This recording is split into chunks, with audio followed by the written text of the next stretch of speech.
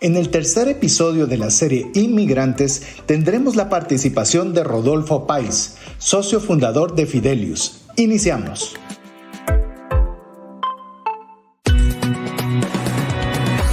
Nuestra mirada va más allá de los límites naturales. Nuestro objetivo, darte herramientas que puedan ayudarte a tomar decisiones financieras inteligentes. Somos Trascendencia Financiera.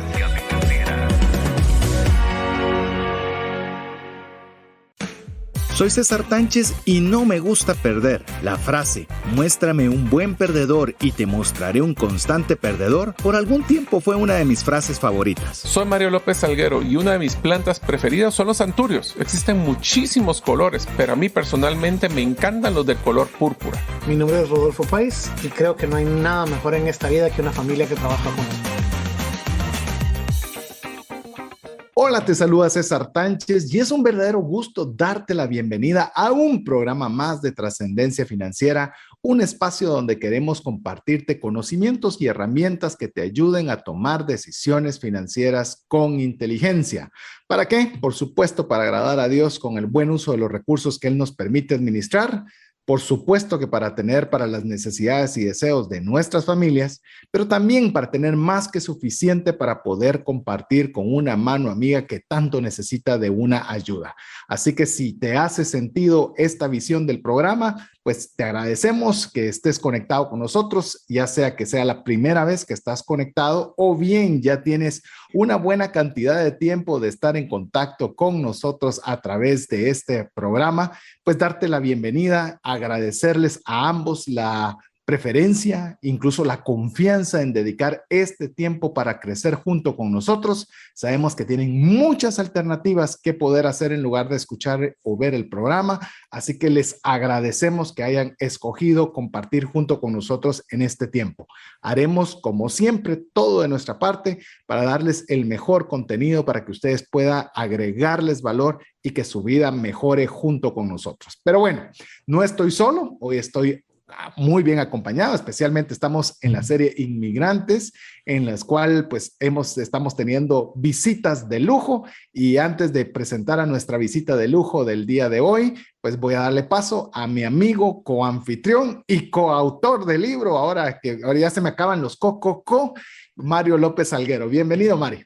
Muchas gracias, César. Amigos, muchísimas gracias por brindarnos su atención el día de hoy en un programa más de Trascendencia Financiera. Como ustedes saben, estamos en una nueva serie, ya llevamos varios episodios de nuestra serie Inmigrante. Inmigrante, para que lo recalcarlo, y siempre es bueno recordar el concepto, es aquellas personas que llegan a un país diferente de aquel que proceden con el objetivo de establecerse en él, hacer una vida, estudiar o trabajar. En este sentido, pues hemos tenido historias muy interesantes de personas que han inmigrado en diferentes situaciones. Y hoy vamos a tener uno de nuestros invitados de lujo, donde nos va a dar una perspectiva diferente de qué significa emigrar.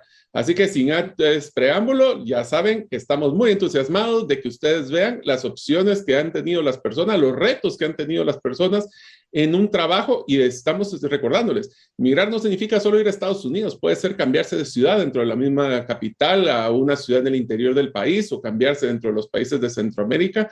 Esto significa un reto, diferentes culturas y diferentes tradiciones. Así que vamos a empezar, y para eso quisiera darle la bienvenida a nuestro invitado del día de hoy, Rodolfo Páez, de la empresa Fidelius. Así que, Rodolfo, primero, bienvenido. Gracias, Mario, y gracias, César.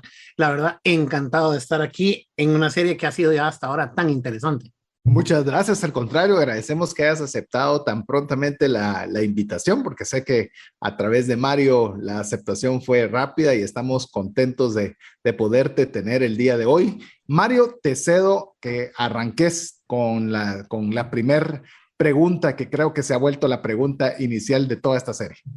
Pues Rodolfo, la primera pregunta que quisiéramos es poder tener un contexto de quién es Rodolfo Páez, empezando con dónde naciste y qué es lo que estás haciendo actualmente. Ok, nosotros somos originalmente de Guatemala, mi abuelo es de Zacapa, de Teculután. Y la familia ha tenido una serie de circunstancias interesantes, algunas que se las han ganado por trabajo duro y por esfuerzo, y otras que han sido suerte y bendiciones que nos han aparecido. que a mí me llevó a tener una vida tal vez diferente a la de la mayoría de mis amigos. Porque mi abuelito empezó básicamente con nada. Él se quedó huérfano, tenía poca educación, tenía espíritu de emprendedor y empezó a hacer alguito para ganarse unos pesos, pero queriendo crecer, queriendo aprender, queriendo explorar, se metía a algo nuevo y tendía a perder lo que había logrado hasta la fecha y retrocedía. Pero tenía la curiosa cualidad que el patojo regresaba, cuando lograba ganarse unos pesitos más, regresaba a pagarle a cualquiera que le había quedado debiendo un peso anteriormente. Entonces fue construyendo una reputación de integridad y de honorabilidad sólida, y varias veces repitió el ciclo de irse ganando unos pesos y luego perderlo por tratar de emprender una aventura nueva. El clásico perfil de alguien con ADHD, pero con muy buen corazón. Y en algún momento, cuando Estados Unidos se estaba desarmando la Gran Depresión en 1928, él quiso poner una tienda. Y en ese momento, ante tanta inestabilidad económica en Estados Unidos, muchos de los distribuidores de productos importantes de Centroamérica que estaban en Guatemala tenían producto en mano. Y el patojo tenía reputación de ser buena paga y de cumplir sus promesas y cumplir su palabra. Y él logró que, por la confianza en él, logró que le alquilaran una pequeña tienda y que le dieran producto en consignación y que le pusiera cosas sin garantía o sin contrato, porque el patojo paga. Y ese negocio no tronó. Ahí salió adelante. Pero él manejó esa única tienda por 30 años, 32 años. Y luego fue realmente la segunda generación de la familia la que hizo valerse un crecimiento mucho motivado y dirigido por educación. Mi familia siempre ha valorado mucho la educación. Mi abuelito, con una tiendita en la zona 1, mandaba a sus hijos a estudiar maestría fuera de Guatemala, y todo el mundo era apoyar nuestra educación, que él no había tenido acceso a mucha, pero él siempre se dedicó a tratar de aprender él, y nosotros tratar de ayudar a educar otra gente. Entonces la segunda generación fue creciendo un negocio, siempre con tropiezos, siempre con aprendizaje, pero siempre cumpliendo. Entonces ese legado fue para nosotros muy importante, porque cuando yo estaba creciendo, todavía la capacidad económica de la familia no era así gran cosa, pero había una riqueza, un patrimonio reputacional que era importantísimo. Entonces yo crecí con este concepto de que somos empresarios, pero ante todo somos honestos y somos cumplidos.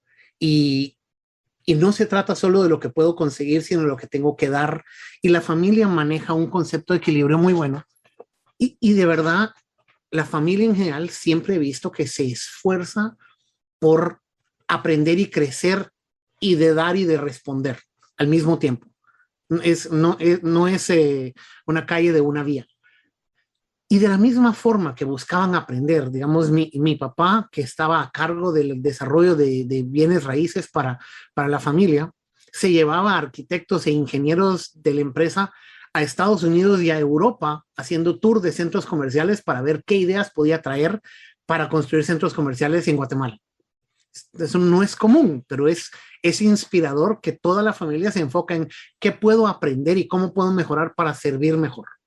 Ese es tal vez el legado más importante. Pero también tuvimos algo que tiene que haber tenido un elemento muy grande de suerte, y es que se toparon mi papá y mis tíos, creo que por accidente, en un trade show grande, que había una charla sobre relación de hermanos que trabajan juntos, y la fueron a ver. Y el que estaba dando esa conferencia en otro evento relacionado era Iván Landsberg, en ese momento catedrático de la Universidad de Yale, originalmente venezolano, trasladado inmigrante a Estados Unidos, y les encantó, y les pareció que Iván era un tipo cuerdo, que tenía buenas ideas y que los podía ayudar a que las cosas caminaran bien. Iván les dijo también que el ideal era siempre 10% resolver problemas, 90% prevenirlos. Y en aprox 1981, si mi memoria está en lo correcto, la familia contrató a Iván como consultor en gobernanza de sistemas familiares. Ahora, me salgo de ahí un momentito a teoría, porque yo sí peco un poco de académico y de nerdo. En la historia de la humanidad, de las cosas más viejas que hay, es el negocio familiar, la familia que hace cosas juntas. Pero toda la vida, la familia que está haciendo las cosas bien, se calla la boca y calladito se ve uno más bonito y vive su vida y le va bien y nadie se entera de nada. El que le va mal y se pelea y tiene una guerra nuclear con sus hermanos, ese sale en el periódico. Entonces, así como se cae uno de cada 10,000 aviones, pero todo el mundo le tiene miedo a volar porque los accidentes de avión salen en el periódico a cada rato, pero es que están saliendo 10 accidentes aéreos en el mundo al año o alguna cosa absurda así, pero tenemos el sesgo de repetición y de información reciente que es natural de cualquier criatura viviente, entonces la gente le tiene miedo a volar. Es inmensamente seguro. Las empresas familiares y las familias emprendedoras son mucho más exitosas y más estables y son un better deal en general que las no familiares. Pero la gente le tiene miedo y creen que son un animal viciado de 1000 formas porque las que ve son las que salen en el periódico porque se están agarrando del pelo. Entonces, el punto de mi familia era, han tenido que resolver algunas cosas incómodamente, pero las han resuelto. No se quieren estar peleando. Y Iván en ese momento era de los pioneros en que a los finales de los 70, principios de los 80, estaba naciendo el concepto del campo de estudio de emprendimiento familiar. Entonces, mi familia fue de las primeras en todas las Américas, si no es que en todo el mundo. Fue de los early adopters que le entraron a tema de gobernanza y el sistema familiar, que es todo el mundo de la familia, que en sí es un mundo entero con todo lo que eso implica, y todo el mundo de las empresas o emprendimientos familiares, y el mundo de los esquemas de propiedad que gobiernan esas cosas. Esos 3 círculos entrelazados de familia, emprendimiento y propiedad forman el sistema familiar. Y son, esto fuera el cuerpo humano, la familia lo verías como el corazón, que de ahí viene la pasión y la emoción y el compromiso y la ética y los valores y todo lo demás. Y también, de cierta forma, los conflictos y los issues cuando los hay. Los emprendimientos que hacemos juntos son como los pulmones del cuerpo que le dan oxígeno a todo el sistema para que funcione. Y la propiedad, quién es dueño de qué, cómo cambiamos de dueño, cómo se cambian las cosas, quién toma decisiones, cuáles decisiones tomamos de qué forma y quién tiene derecho a opinar de qué. Ese es el sistema nervioso que comunica todo con todo. Pero la gente se enfoca en la empresa y la familia y se enfoca en la empresa.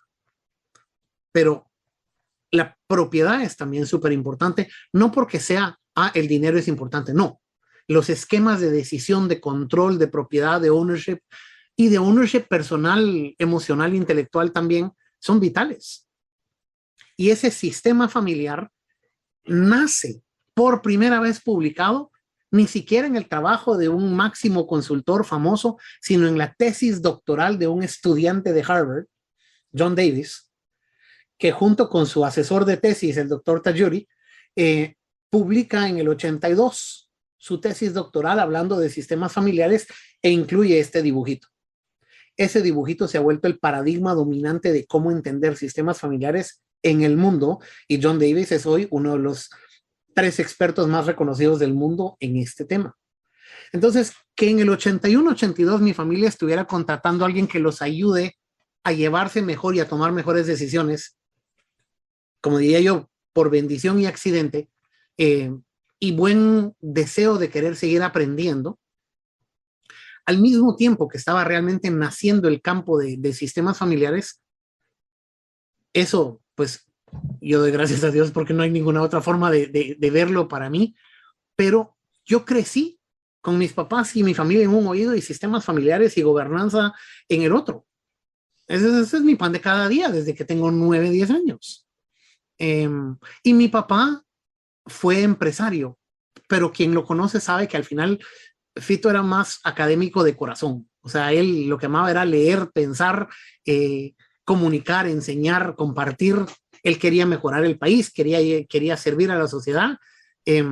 Su objetivo no era hacer plata. O sea, uno hace plata para hacer algo útil.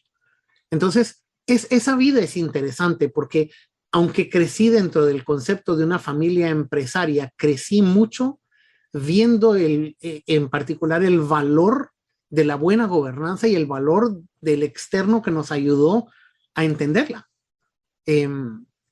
Y crecimos con un componente internacional, porque como supermercado habían compras de fuera, habían viajes, nuestra condición económica había mejorado, entonces teníamos acceso a buena educación.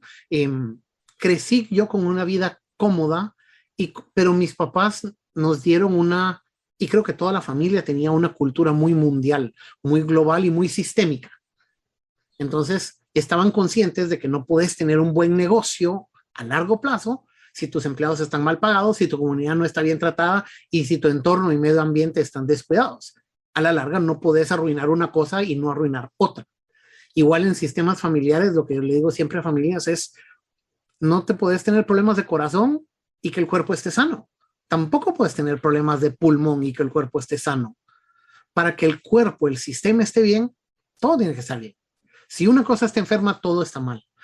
Pero también, si una cosa mejora, todo lo demás mejora también. Entonces, con el tiempo, yo pasé de verme a mí mismo como empresario a verme a mí mismo consultor y verme a mí mismo luego como guía y como educador de familias empresarias. Porque un cambio, hablabas de inmigrante y regresando un poquito a ese tema de inmigración, tal vez lo primero que quisiera sugerir es lo que hemos visto en el mundo de sistemas familiares es una migración de paradigma. Me gusta hacer la comparación con Galileo, porque Galileo fue el primero en decir muy públicamente el universo no gira alrededor de la Tierra, nosotros giramos alrededor del Sol. Y paró con arresto domiciliario el resto de su vida por valiente. Y dice el mito que saliendo del juicio donde lo condenaron por hereje, dice el italiano, eppure si muove. Al final, o sea, pueden decir lo que quieran, se mueve. Entonces, ese cambio de que el centro del universo es la Tierra a el centro del sistema solar es el Sol, es dramático. Del 80 para acá, durante los primeros 30 años, el paradigma central fue la empresa familiar y cómo la familia no joda a la empresa y cómo la familia alimenta a la empresa y todo, la empresa familiar. En el 2010, aprox, se hizo un estudio grande combinando el Instituto de Empresa Familiar, Family Firm Institute, con STEP, que es una comunidad de 11,000 abogados del mundo, encuestando a un montón de familias, con coordinación de Babson College. FFI es el centro del universo en conocimiento de sistemas familiares. Es un como think tank para los mejores consultores y asesores del mundo. Ese es mi segundo hogar. Pero ese estudio resulta, o sea, esa encuesta permite que varios académicos hagan estudios y uno llega y nos cambia el mundo como Galileo. Un estudio que salió de ahí, de Zellweger, Nason y Nordquist, llega y dice, creemos que existe una orientación empresaria transgeneracional en las mejores familias. Y eso traducido al español resulta ser el centro del universo no es la empresa familiar, es la familia emprendedora. Hoy en día, todavía 10, 11 años después, mucha gente no ha agarrado este concepto, pero es fascinante. Pero si tenés una familia que a través de años, décadas, generaciones, monta diferentes negocios, le va bien, le va mal, compra uno, vende otro, junta otro, manda al hijo a poner la sucursal de otro lado, coloniza por acá. Esa familia va formando un portafolio diversificado de negocios, de la misma forma que la matemática y la teoría de inversiones financieras te dice con la teoría moderna de portafolios que un portafolio de acciones o de inversiones financieras debe ser diversificado y tendrá mayor retorno y menos riesgo al mismo tiempo. La familia emprendedora tiene más éxito y menos fracaso y menos riesgo, es más rentable y más feliz trabajando menos horas a la semana que la familia no empresaria o la empresa no familiar. Es mejor a todo nivel, solo que la mayoría de gente todavía no lo sabe y todavía no lo entiende. Pero esa migración de paradigma ha sido una parte importantísima de nuestra vida. Y sí, claro, para tratar de ayudar a familias, nadie es profeta en su tierra. O sea, yo tengo casi 50 años, nosotros guiamos a un par de docenas de familias selectas, grandes, complejas a lo largo de todas las Américas y todavía de vez en cuando una de mis hermanas me dice, mire, es que usted como consultor debería saber. Mano, yo como consultor te estoy diciendo esto, o sea, no jodas. Pero para ella soy su hermanito, punto, that's it, así va a ser. Las cosas que son entre mis hermanas y yo, contratamos un consultor. Nadie es profeta en su tierra y nadie se las sabe todas. Y cuando son temas, mis hermanas y yo tengo sesgo. Nadie es perfecto tampoco. Entonces, sí ha habido un tema de que para poder crecer nosotros y poder ayudar a más familias y poder tener acceso, mi esposo y yo nos mudamos de Guatemala a Estados Unidos. Yo hice high school, la universidad y mi maestría en Estados Unidos. He trabajado en Brasil, en El Salvador, hemos tenido clientes en 25 países. Nos ha tocado ese movimiento migratorio que, como bien decía Mario hace unos días, la verdad, por mucho que yo reconozco que nosotros teníamos cierta ventaja, veníamos porque queríamos, igual no es fácil. Hay elementos sociales, culturales, legales. O sea, migrar uno, por ejemplo, a Estados Unidos legalmente es largo, lento, complicado, oneroso, caro. O sea, el sistema migratorio de Estados Unidos no funciona, ni siquiera para los gringos. O sea, no le da el mejor resultado al país. Estados Unidos está envejeciendo, necesita gente joven.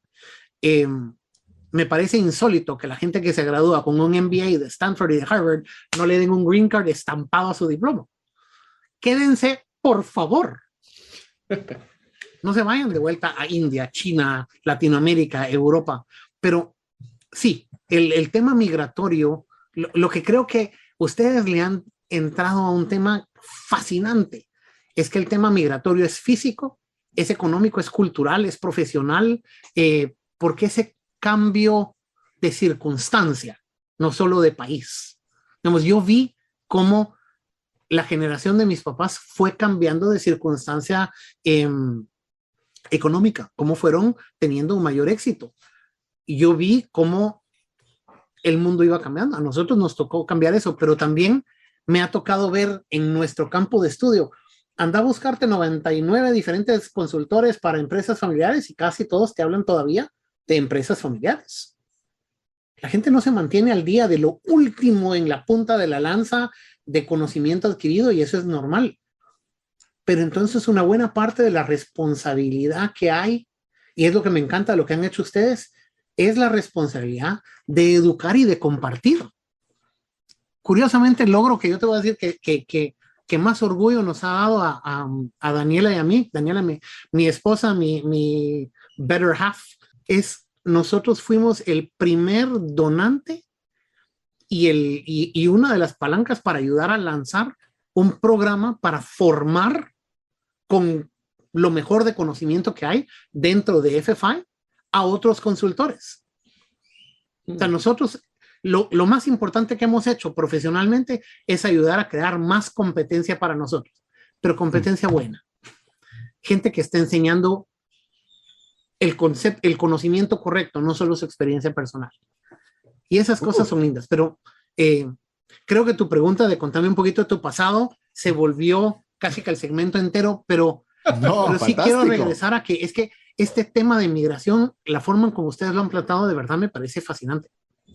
No, y apenas estamos calentando motores. Muchas gracias al contrario, por estarnos abriendo la puerta de tu familia, desde tu abuelo, tu papá, ustedes, y por lo que entiendo también de lo que estás haciendo actualmente, que por lo menos un esbozo bastante amplio y como te lo menciono porque seguro nos has de haber visto que bajábamos la vista, quizás con Mario algunas veces, pero es porque tenemos nuestras notas, estamos tomando nuestras notas de cada una de las cosas que estamos aprendiendo y queremos decirle a cada uno de los amigos y amigas que nos escuchan que nosotros nos tomamos el tiempo de poderle enviar a su teléfono vía WhatsApp el podcast del programa, el audio para que usted lo pueda volver a escuchar, que también usted pueda tomar tiempo para tomar su papel y lápiz y tomar los principales aprendizajes que usted esté aprendiendo, al igual que lo estamos haciendo nosotros. Y también le damos un resumen ejecutivo, también para que usted pueda tener algunos de los aprendizajes que tuvimos, podérselos compartir a usted también. Lo único que usted tiene que hacer es ser parte de nuestra comunidad de trascendencia financiera, escribiéndonos un mensaje al WhatsApp más 502 59 19 05 42. Pero mientras usted nos escribe, lo dejamos con importantes mensajes para usted y estamos de vuelta con usted en breve. ¿Te gustaría aprender a invertir en criptomonedas y también a realizar una estrategia de inversión? Te animo a llevar los cursos que hemos desarrollado con este tema en herramientaspracticas.com.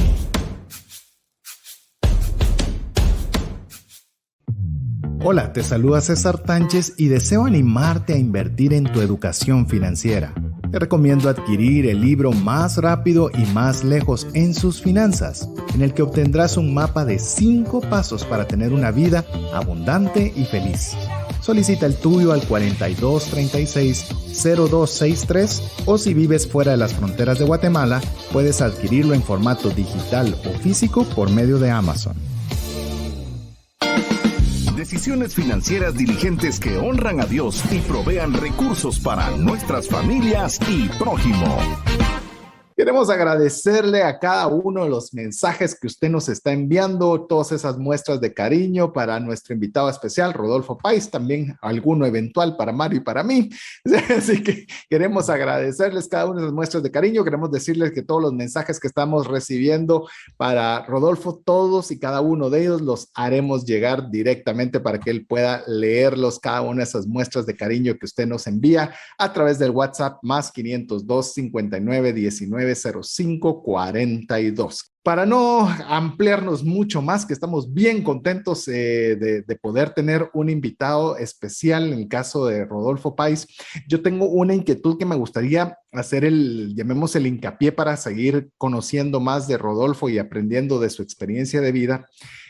Nos comentabas, Rodolfo, de que pues viviste, llamemos como parte de toda esa esencia de empresa y de familia, que era lo que es global, la globalización, o sea, era una cuestión global, era mundial. Si querían ver temas de centros comerciales, salían afuera para ver los centros comerciales. Si querían mejorar su educación, iban afuera para poder aprender la mejor de los conocimientos posibles, es decir, una mentalidad global.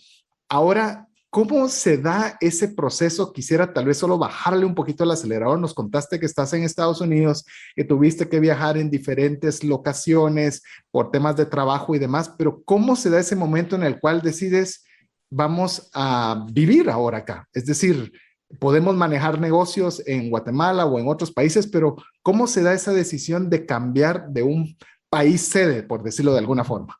Para muchas familias esa decisión se toma por alguna crisis o alguna detonante picuda, emergente, que requiere acción rápida.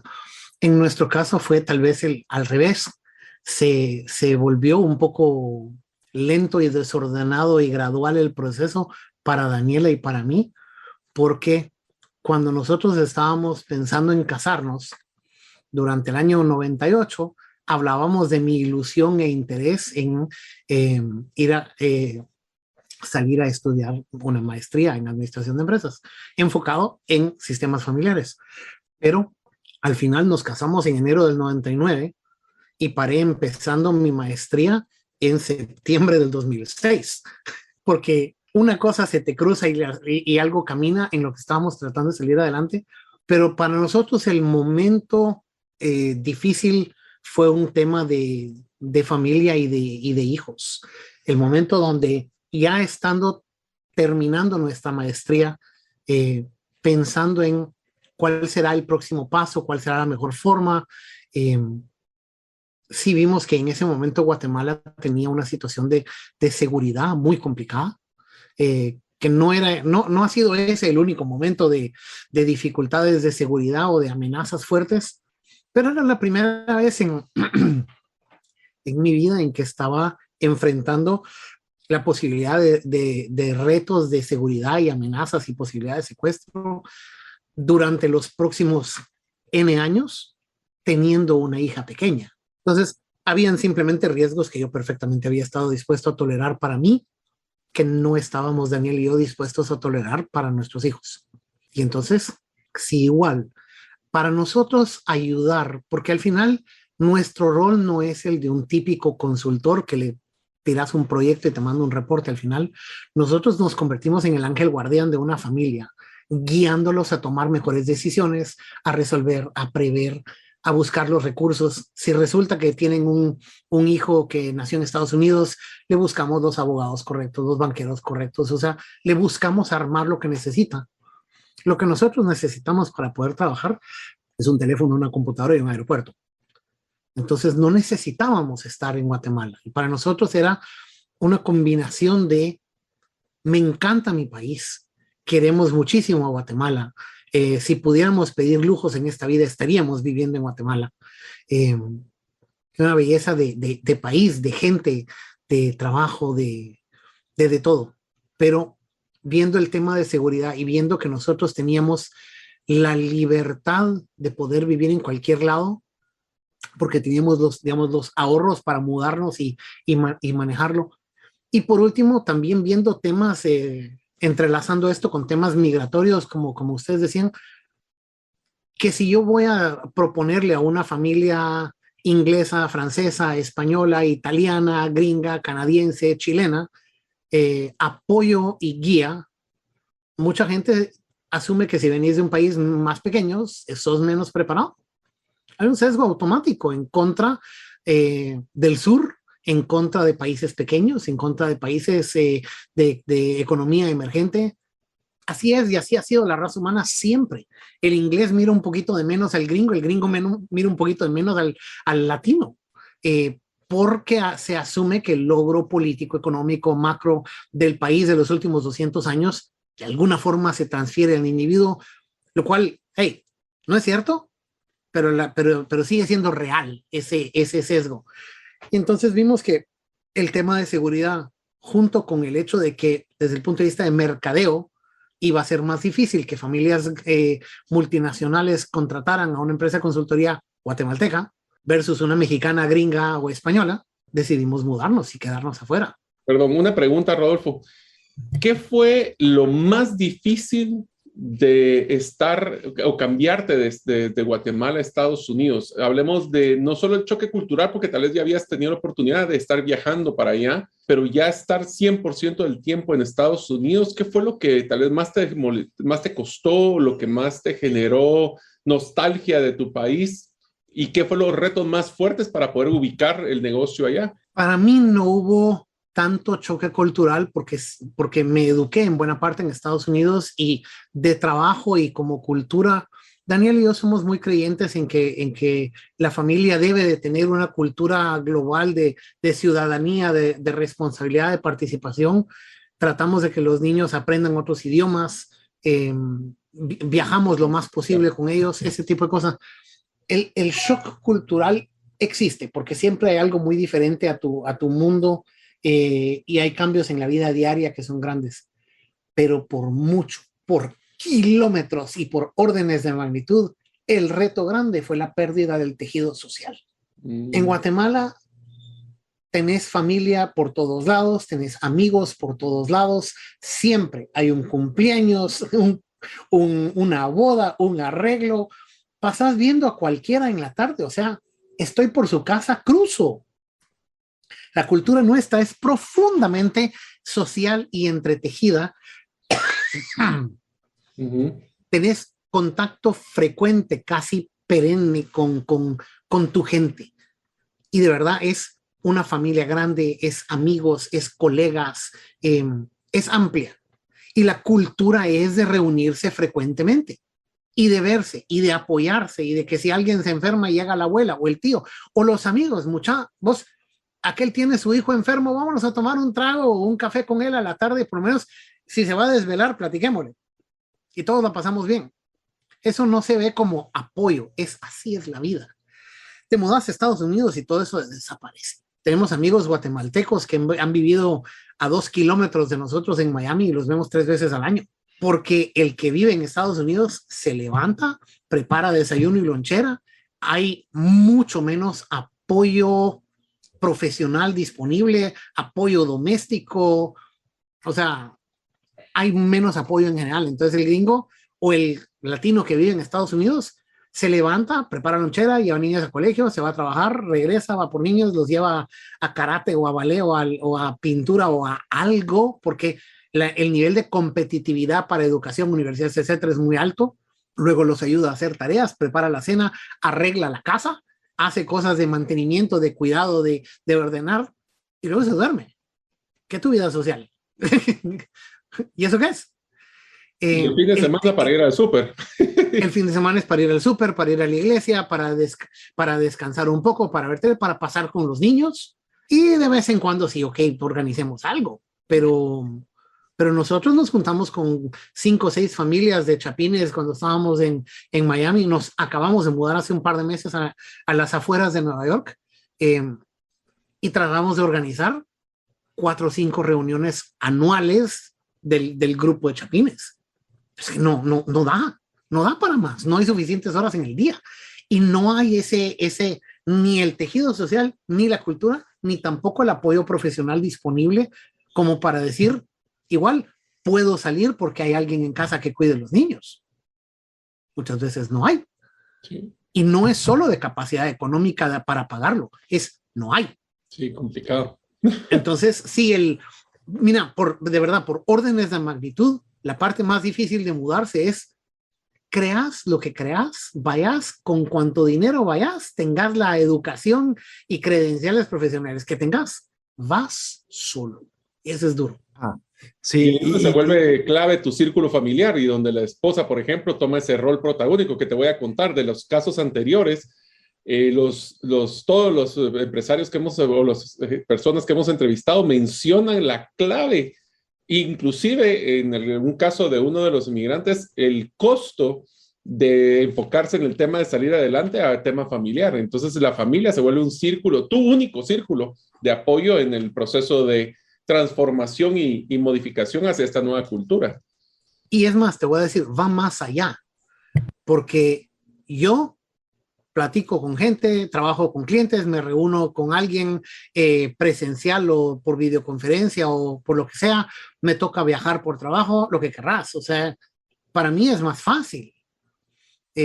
La que ha tenido más carga, la que ha sobrepasado más retos, la que ha aportado mucho más de la mitad del tema es Daniela. O sea, que nosotros nos pudiéramos mudar dependía absoluta y totalmente de ella, porque la que tiene que manejar más retos, más dificultades y pierde más en la transición es ella.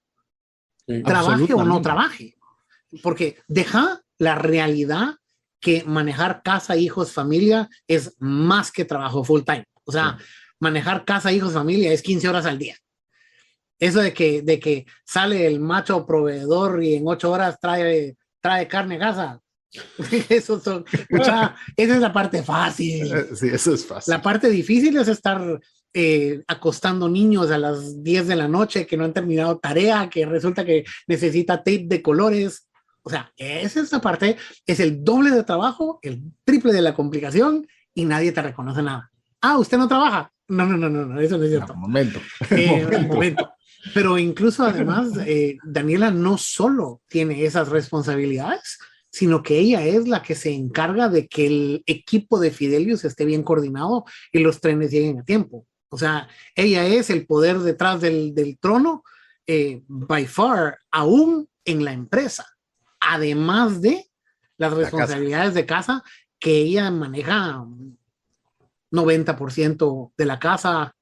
Si quisiera hacer una pura lata, 80%, pero arriba del 80%. Nosotros somos tres personas extrañas, te cuento, Rodolfo, porque los tres trabajamos con nuestras esposas. Y solo eso ya es un tema interesante de manejar la dinámica familiar con la empresarial. Inclusive, yo no trabajo con Daniela. Yo quiero estar felizmente casado dentro de muchos años. Yo valoro mi pellejo y yo se lo veo como viene.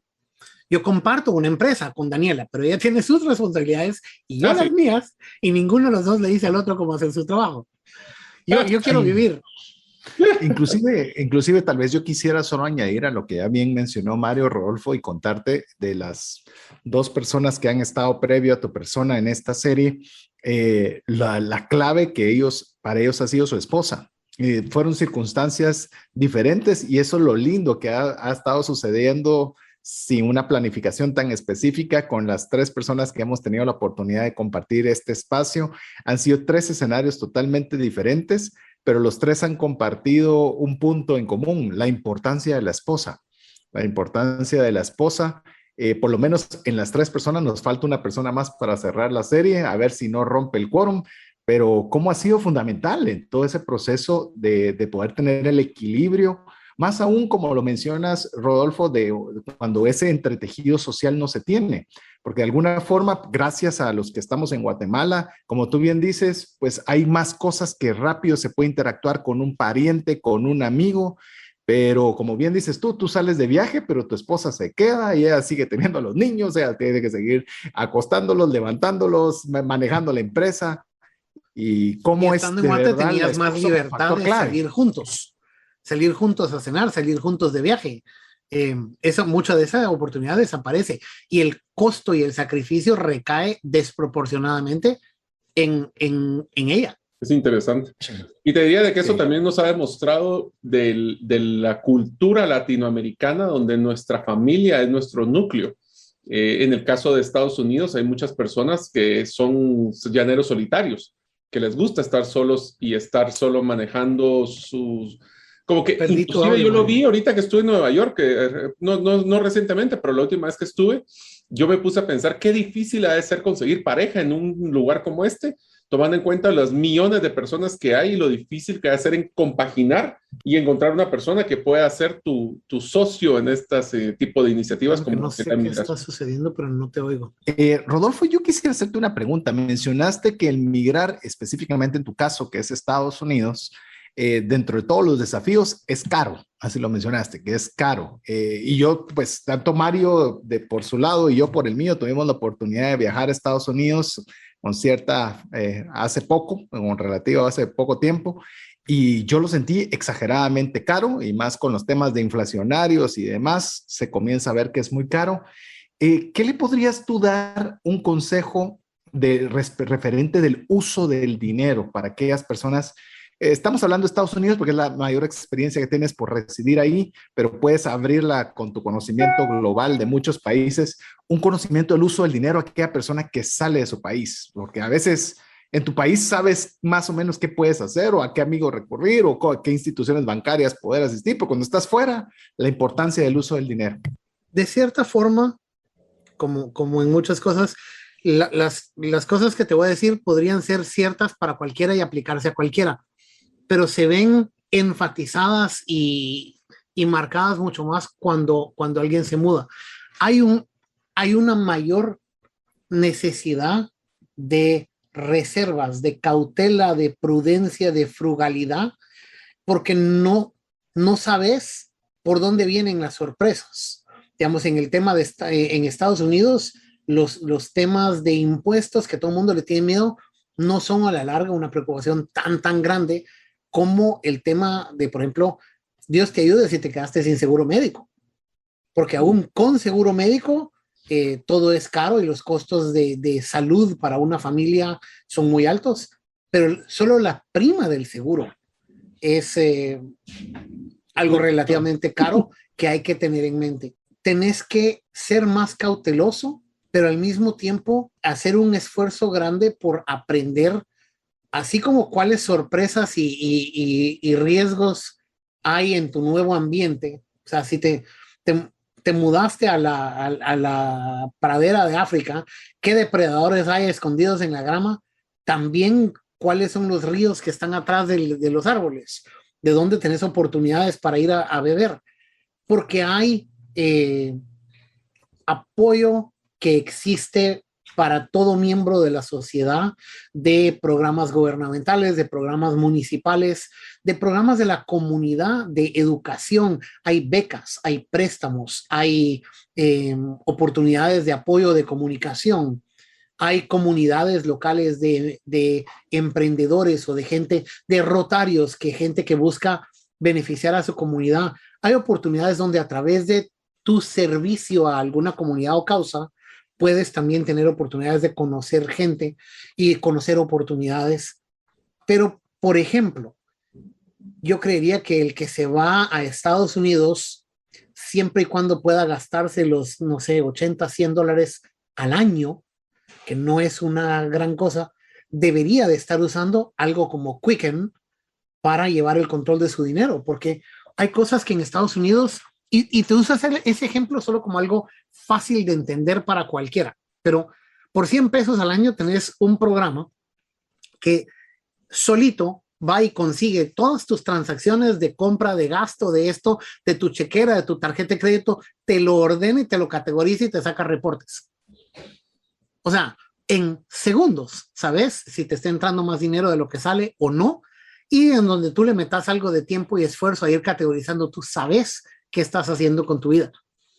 Porque en Estados Unidos, más que en otros lugares, es vital ahorrar para tu futuro, invertir en tu casa si querés, y si querés alquilar, pero invertir en bolsa de valores de una forma cautelosa, prudente, sana, ahorrar, porque cuando llegas a viejo, este país sigue siendo caro y este país incentiva a que de repente tú vivís en Nueva York y tus hijos se fueron a California. Entonces, por mucho que tu familia te ame de viejo, vas a estar más solo. Y entonces la gente necesita ahorrar más para futuro, ser más prudente, protegerte de esas sorpresas o sustos o gastos inesperados. El costo de que un jardinero llegue a cortar la grama puede llegar a 800 quetzales por visita. Entonces, o lo haces tú, o te va a salir más caro, vas a tener cosas que no te esperabas, pero de repente dentro de 30 años vas a estar enfrentando una situación donde ya no podés trabajar, pero todavía tienes que pagar tu seguro médico y tus gastos. Entonces, más te vale tener ese patrimonio ahorrado.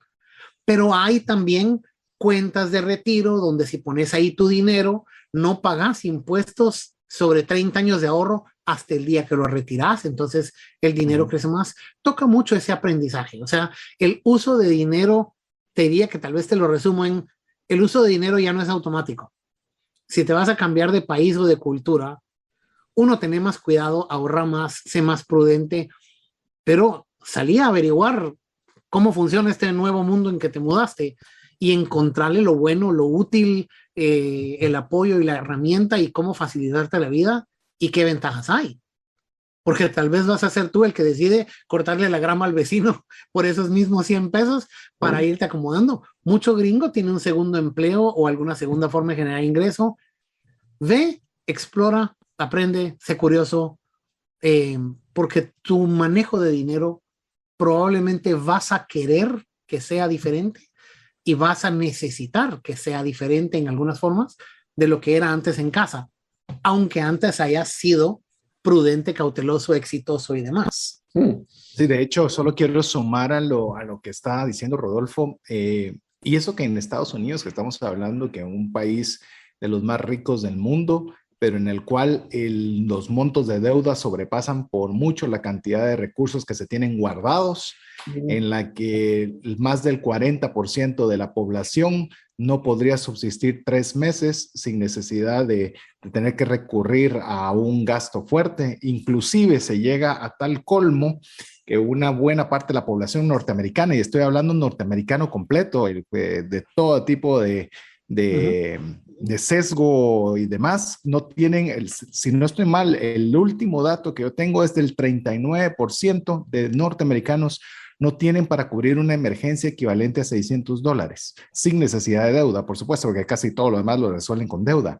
Entonces, tal vez me gustaría, tomando en cuenta que nosotros estamos llegando a muchas personas de habla hispana, cuánto más nosotros como cultura hispana tenemos que tomar en cuenta estas observaciones que nos hace Rodolfo viviendo allí, de ser mucho más cautelosos, de ver posibilidades de ingresos y también ver las posibilidades, eventualidades que puedan tenernos, porque el latino, Mario, no sé si vos te has dado cuenta, pero el latino, o por lo menos la mayoría de los latinos, no pensamos en el futuro, así como lo mencionó Rodolfo.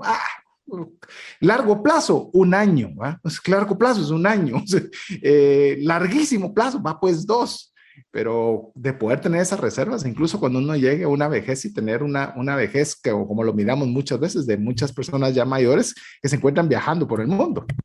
Bueno, te lo pongo así, una de las cosas que creo que mencionó, y es bien sensible el tema que mencionó Rodolfo, es todo lo que es la cultura de que los hijos se espera que cuiden a sus padres. Eso funciona muy bien aquí en Guatemala, en Latinoamérica, donde tenés a tu padre o a tu madre cercano, donde puedes tener cierto grado de apoyo económico, pero en Estados Unidos los van a meter a una de estas casas de asilos y ahí se quedan y posiblemente el hijo vive del otro lado de Estados Unidos. Entonces, y no necesariamente porque sea desamorado, sino porque esa es donde consiguió oportunidad de trabajo. Sí, o lo que pueden pagar, y al final del día la posibilidad que si el papá no quiere irse de Miami porque el clima es bonito y el otro vive en Chicago porque se está congelando, ya es un tema donde no va a poder el papá o la mamá vivir con ellos. Y no todos y más si se casan un latino con una americana que no tiene una cultura de ese apego social, son gastos que nosotros tenemos que pensar de que si vamos a emigrar, vamos a tener que ser independientes en nuestro futuro y cuando ya tengamos una vejez. Y eso creo que es un factor que no habíamos tocado en esta serie, que es sumamente clave. Inclusive el tema cultural, y tal vez ahí voy con una pregunta que tal vez la vamos a responder en el siguiente segmento. Tus hijos, entiendo, y me vas a corroborar, pero voy a dejar puesta la pregunta de una vez en la mesa mientras vamos a ir a nuestro segundo corte. Me imagino que quizás ya nacieron en Estados Unidos, me vas a corregir si es así o no. Y yo platicando con una persona que también es una persona inmigrante que por trabajo fue a vivir a Estados Unidos, pero sus hijos nacieron en Estados Unidos. Y me dice, mira, llevan un apellido de hispanos, pero ya no son hispanos. Hablan solo en inglés, solo quieren hablar en inglés, su cultura es como que sea un norteamericano y hay veces los juzgan porque dicen, ay, ¿qué se cree si es López o Tánchez, ¿verdad? O es país, pero ya al haber nacido en otra cultura son otra, o sea, ya no es lo que uno cree por el apellido que uno reconoce como hispano, pero nos contarás, Rodolfo, cómo ha sido tu experiencia. Vamos a ir a nuestra segunda pausa. Queremos recordarle, amigo o amiga, si usted quiere escuchar la repetición a través de audio, con mucho gusto se la podemos enviar a su WhatsApp. Lo único que tiene que hacer es solicitarlo al WhatsApp más 502 59 19 05 42. Tiene que guardar ese número entre sus contactos, de lo contrario no les llegará información de nuestra parte. Es una forma que WhatsApp utiliza para certificar que usted está interesado en recibir información de otras personas, es guardando ese número entre sus contactos. Así que si quiere recibirlo, enhorabuena, va a ser para nosotros un gusto. Vamos a ir a un breve corte mientras usted nos escribe con mensajes importantes para usted y regresamos en breve con nuestra entrevista en la serie Inmigrantes con Rodolfo Páez. Regresamos. ¿Te gustaría aprender a invertir en criptomonedas y también a realizar una estrategia de inversión? Te animo a llevar los cursos que hemos desarrollado con este tema en herramientaspracticas.com. No permitas que una enfermedad o fallecimiento inesperado destruya la economía familiar. Contrata un seguro de vida, gastos médicos o de bienes con expertos. Cotiza el tuyo al WhatsApp 5995-4444. Tener seguros es una decisión financiera inteligente. Mensajes vía WhatsApp 502-5919-0542. Queremos darle las gracias por cada uno de los mensajes que usted nos envía al WhatsApp más 502 59 19 05 42. Así que nos quedamos con una pregunta, duda, suposición, hipótesis. Antes de hacer este corte, Rodolfo, quisiéramos preguntarte cuál es tu opinión respecto a, bueno, uno, si tus hijos nacieron allá, si es así o no, y cómo es la perspectiva de inmigrante con hijos que ya viven en un entorno diferente a tu país de nacimiento. Curiosamente, nuestra hija mayor nació en Miami mientras nosotros vivíamos en Guatemala. Pero el menor, que tenemos dos, él nació en Guatemala cuando nosotros ya vivíamos en Estados Unidos. Esa es una larga historia.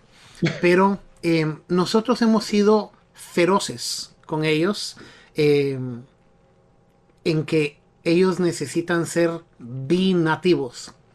Ellos tienen que poder pasar por gringo y ser más gringo que cualquier gringo, pero tienen que poder ser latinos de corazón y de habla también.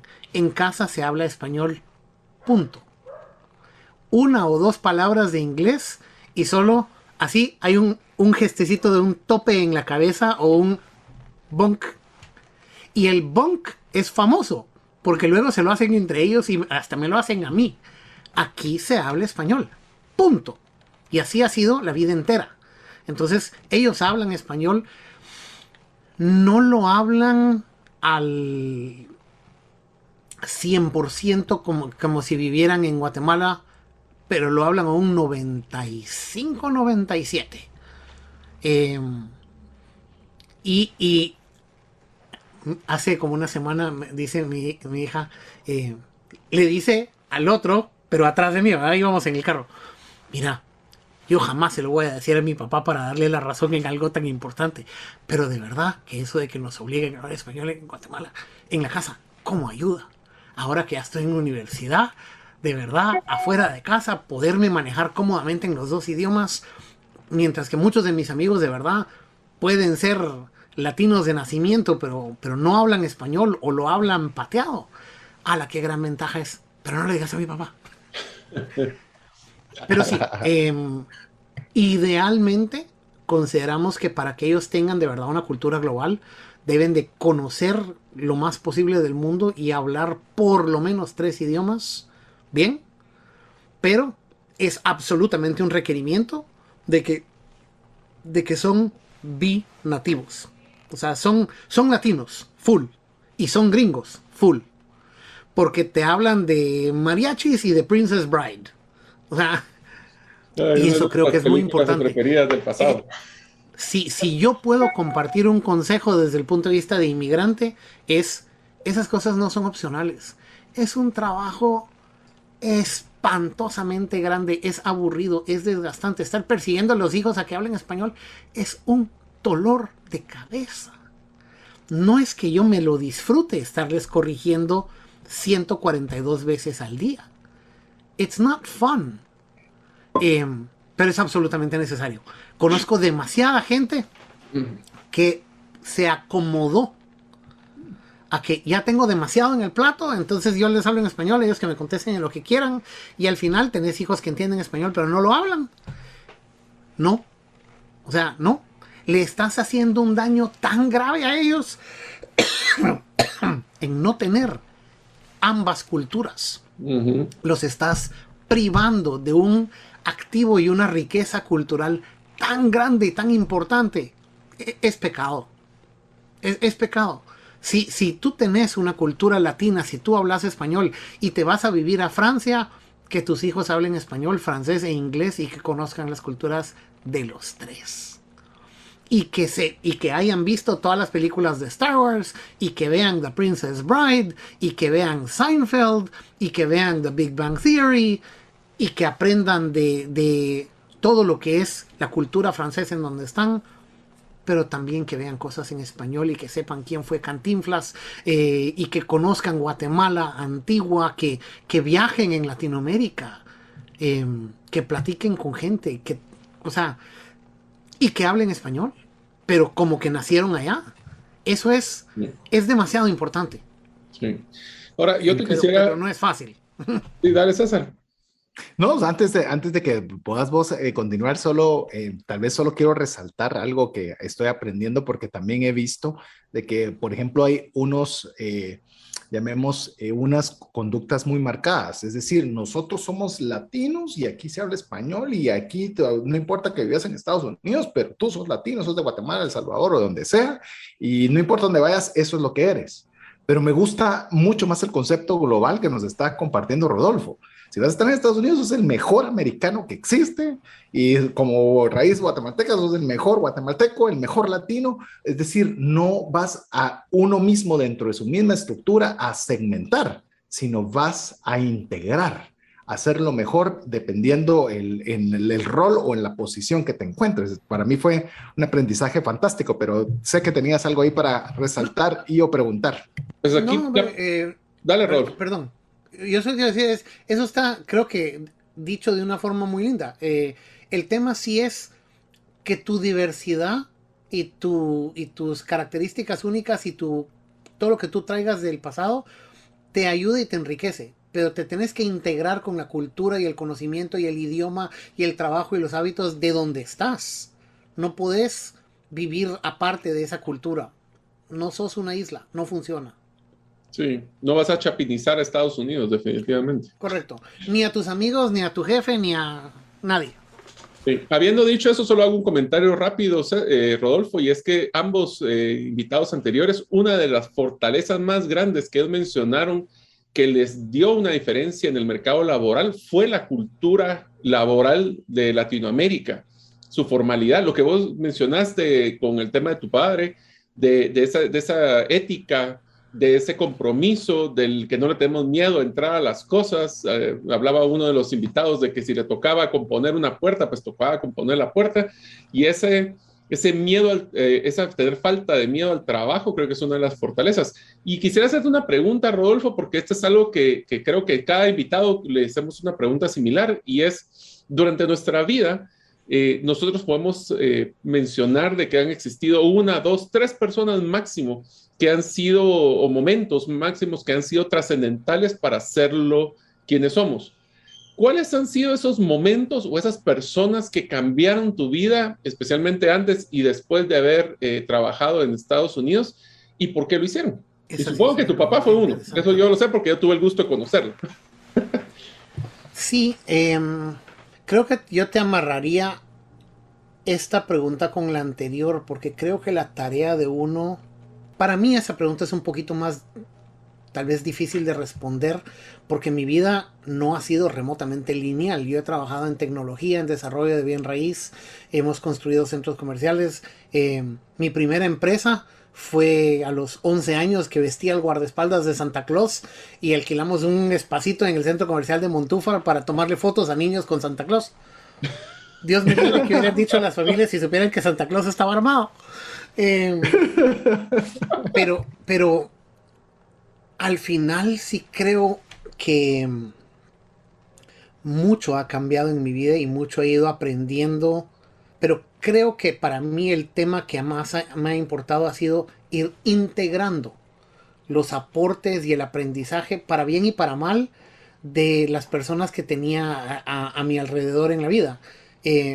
Mi papá, que en paz descanse, por mucho que lo amo, también es humano e imperfecto, y mi papá era brillante. El tipo tiene que haber sido 3 veces más inteligente que yo, pero muy profundamente académico y muy idealista y totalmente conflictofóbico. Entonces no, o sea, visionario, pero desordenado en sus negocios. Y por confiar en el mundo y por confiar en la bondad general de la gente, no le daba suficiente importancia a los controles, a los chequeos, a las métricas. Y hubo mucha gente que fue parásita o ladrona alrededor de él. Entonces, sí, traté siempre de aprender de los aciertos y los errores de mi papá. El ser conflictofóbico no fue valioso en la vida familiar. O sea, él y mi mamá tenían una relación difícil porque ella quería argumentar algo y él no quería argumentar nada. Y no te digo que ninguno de los dos tuviera razón, pero esa las dos actitudes no eran sinérgicas de ninguna forma. Pero sí, la influencia de mi papá fue muy importante en aprendizajes, ¿no? ¿Qué quiero yo copiar y qué no quiero copiar? O sea, toda mi familia ha sido un poco workaholic. Entonces yo desde siempre, desde el principio, tuve una costumbre de trabajar de casa parte de mi tiempo y estar mucho tiempo con los niños. Punto. Fact. Mi vida gira mucho más alrededor de mis hijos que la de mi previa generación, porque me rehúso a que sea de otra forma. Te pondría como persona importante en mi vida la familia Pais en general, porque de verdad es un orgullo ver que una familia en general se ha esforzado tanto por llevarse bien, por cuidarse entre unos a los otros, por no pasarle encima al prójimo, por respetar, por apoyar, por aprender, por contribuir a su sociedad y a su entorno. De las mayores batallas que libró la familia en general cuando era momento de casi que obligatoriamente vender la empresa, fue tratar de proteger las condiciones de los empleados. Que el nuevo dueño de la empresa no pudiera y aceptara por contrato no quitar algunas de las protecciones, prestaciones para los empleados que la familia siempre había querido dar. La familia Pais como tal, ente, fue de las primeras de Centroamérica en incorporarse como sociedad anónima, en dar acciones a terceros, en hacer profit sharing con los empleados, en dar seguro médico a los empleados. Te puedo seguir por un rato, pero el nivel de innovación, aprendizaje y cumplimiento de reglas fue importante. Es más, les cuento una historia de una estupidez mía que fue inmensamente educativa. Porque, como digo, mi familia en el momento que yo estaba creciendo no tenía un poderío económico tremendo, pero tenía una riqueza reputacional importantísima. Y yo aprendí mucho del valor de eso cuando a los, creo que 18 años, quería poner un negocio.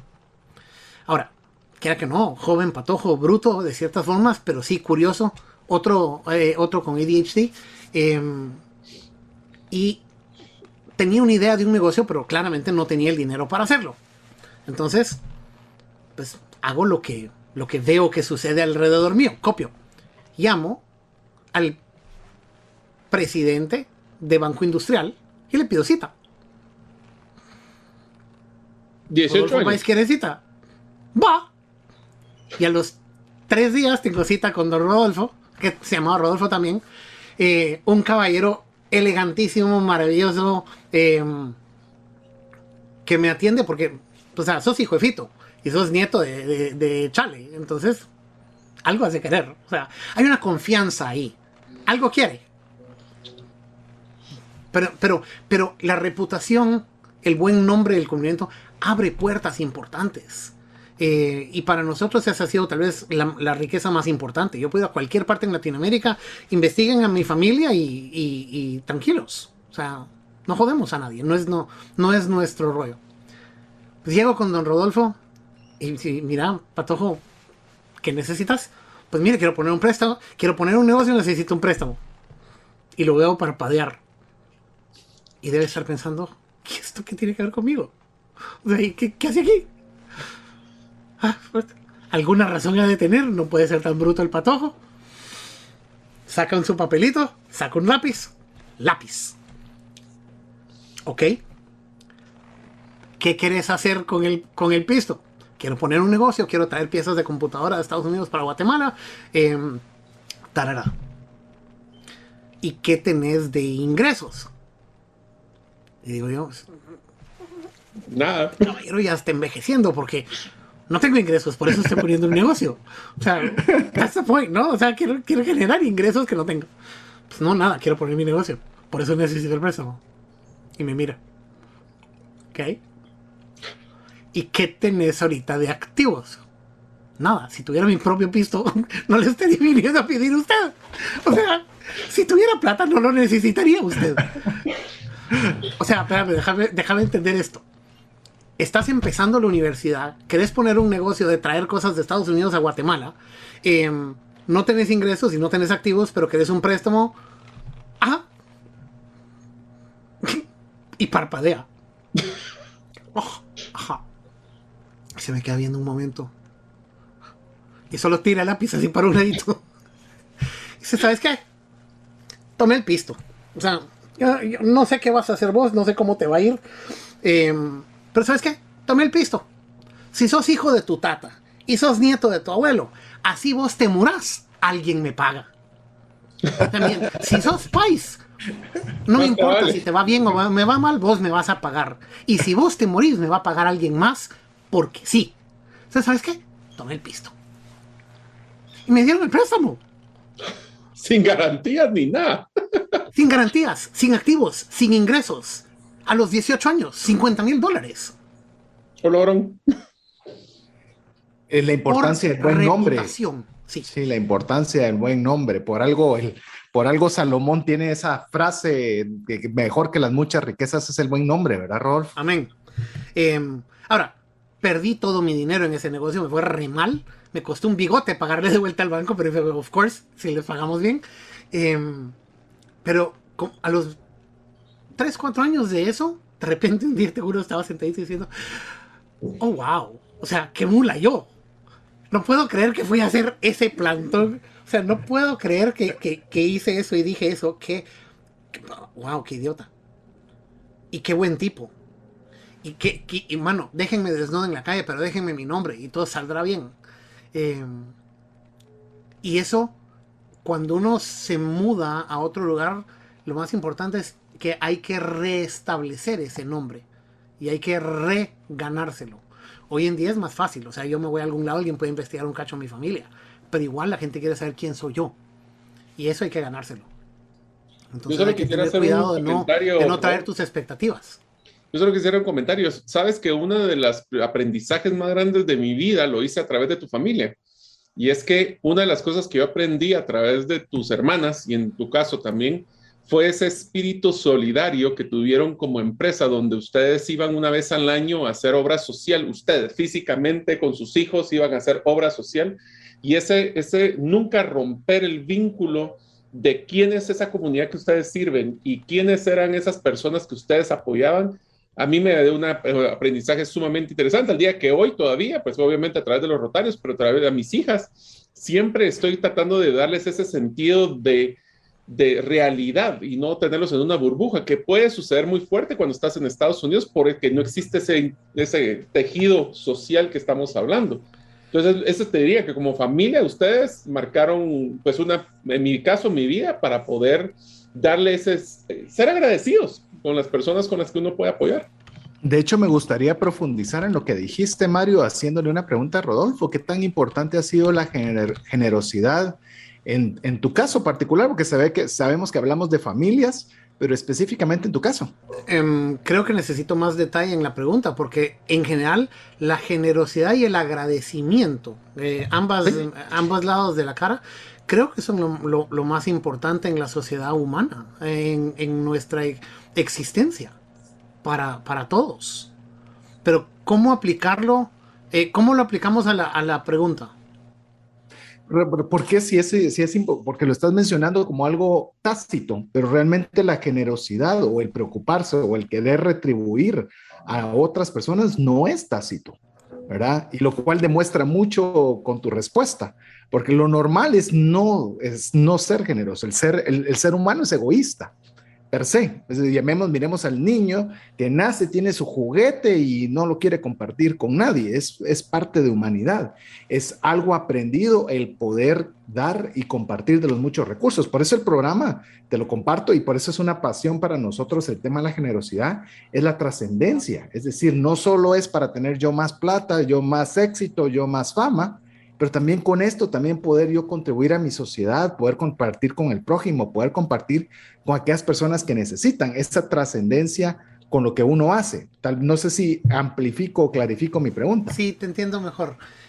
Creo que la ilustración que me gustaría traer a la mesa ahorita es del libro de 7 hábitos de gente altamente efectiva de Stephen Covey.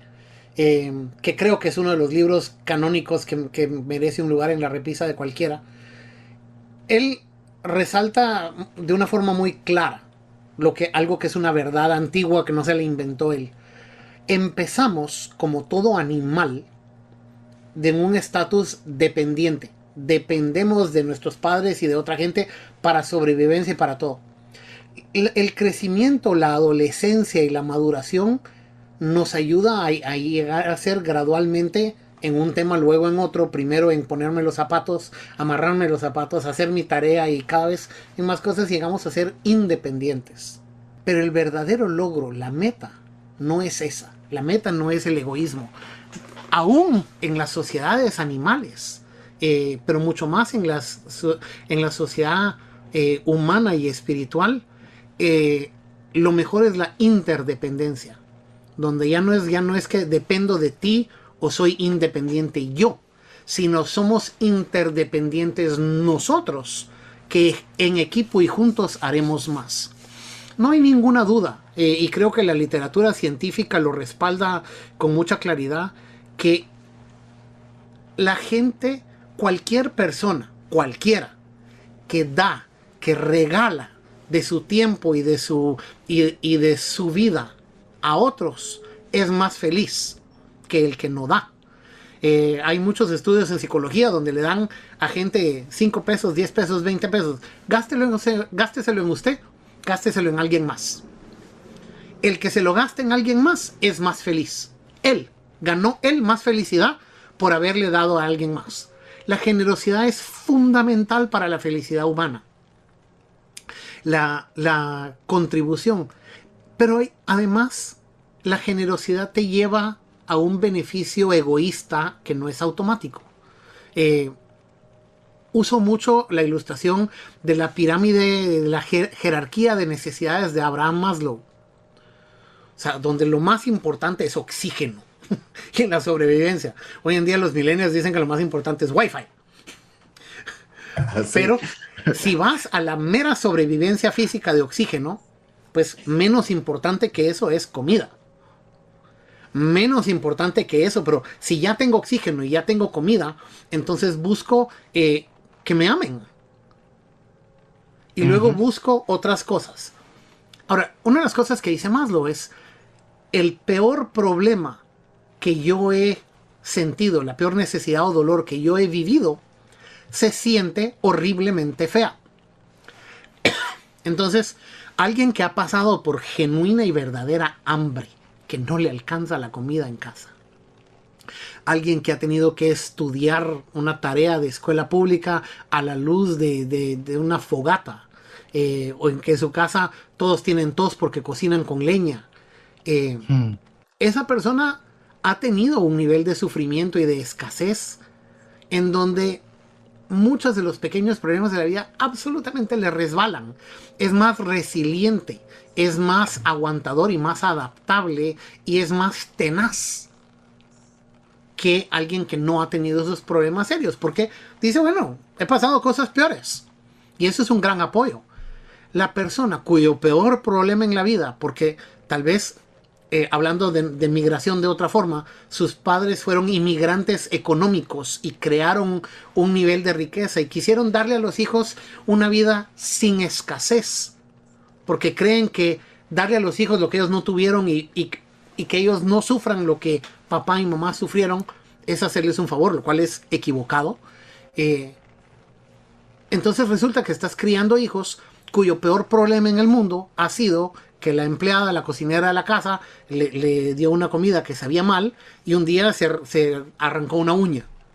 Si eso es lo peor que le ha pasado en su vida, eso le duele horriblemente y cree que es un problema comparable con no tener que comer.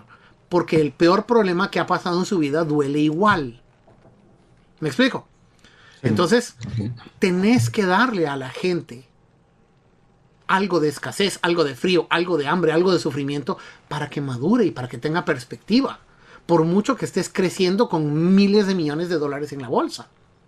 Sí, y la generosidad, el servicio al prójimo, te expone a algo de ese sufrimiento y te permite internalizarlo por empatía sin haberlo necesariamente sufrido tú. Tú no necesitas estrictamente pasar hambre, pero si tú vas como trabajo de voluntario, como servicio al prójimo, a trabajar un tiempo con las cocinas y los comedores comunitarios, por ejemplo, que es una de las áreas que trabaja Fundación País aún hasta hoy, si tú trabajas con esos comedores de la comunidad para alimentar a otra gente que podés ver que tiene hambre, aprendes que la uña que te arrancaste no es tan grave. No es mayor cosa. Entonces, la yo creo que y el servicio también te educan a ti, te enriquecen a ti, te fortalecen a ti. Fantástico. Entre más das, más recibes. Fantástico. Yo creo que no hay mejor forma para poder cerrar la entrevista. No sé si es entrevista o clase magistral o no sé qué poderles decir porque se me acabaron las páginas para tomar mis propias notas y darte las gracias. Voy a arrancar contigo, Rodolfo, agradeciéndote tu tiempo por haber compartido con nosotros este espacio y estas experiencias. Espero te lo hayas disfrutado, pero seguro nosotros como audiencia te damos las gracias. Siempre es un placer platicar con ustedes y siempre es interesantísimo escuchar el programa. Es más, sí recomendaría que si alguien está oyendo esto por primera vez, regrese al inicio de la serie a oírlo entero, porque todos los programas siempre han sido interesantísimos, amenos y con aprendizaje. Muchas gracias, Rodolfo, nuevamente. Y Mario, muchas gracias también por estar en el episodio también compartiendo y aprendiendo. Rodolfo, nosotros siempre aprendemos muchísimo. Cada vez que platico contigo salgo con nuevas notas y nuevos aprendizajes. Así que primero, muchísimas gracias y realmente creo que este ha sido un episodio muy especial para la serie de Inmigrantes. Así es, así que bueno, en nombre de Rodolfo Pais, Mario López Salguero, su servidor César Tánchez, esperamos que el programa haya sido de ayuda y bendición. Esperamos contar con el favor de su audiencia en un programa más de Trascendencia Financiera la próxima semana, si así lo permite Dios. Así que mientras eso sucede, muchas gracias y que Dios le bendiga. Por hoy, esto es todo. Esperamos contar con el favor de tu audiencia en un programa más de Trascendencia Financiera. Esta es una producción de iRadios Guatemala Centroamérica.